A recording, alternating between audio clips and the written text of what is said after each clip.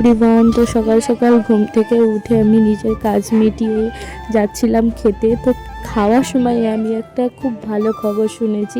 তো তাড়াতাড়ি খেয়ে নিয়েই আমি এখন বেরিয়ে পড়েছি মনের বাড়ি যাওয়ার জন্য।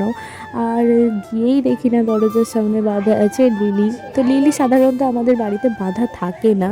আমাদের বাড়িতে যে বড় কুকুরটা আছে তার বাচ্চা হয়েছে, সেই কারণের জন্যই লিলিকে বেঁধে রাখা হয়েছে। তো লিলিকে কিছুক্ষণ ঘেটে এখন আমি যাচ্ছি ছাদে, বোনরা আছে। তো সেখানে গিয়ে দেখি না বোন বাচ্চাগুলোকে খাওয়াচ্ছে আর বড় কুকুরটা চুপ করে শুয়েই আছে। আর বাচ্চাগুলো দেখো কতটা কিউট আর খুবই ছোট বাচ্চাগুলো। তো বাচ্চাগুলোকে কিছুক্ষণ ঘেটে আমার ভাইকে দেখি না, আমার ভাইয়ের কোলে একটা বাচ্চা চুপ করে শুয়েই আছে। ও তো আমার ভাইয়ের কোলেতে ঘুমিয়েই পড়েছে।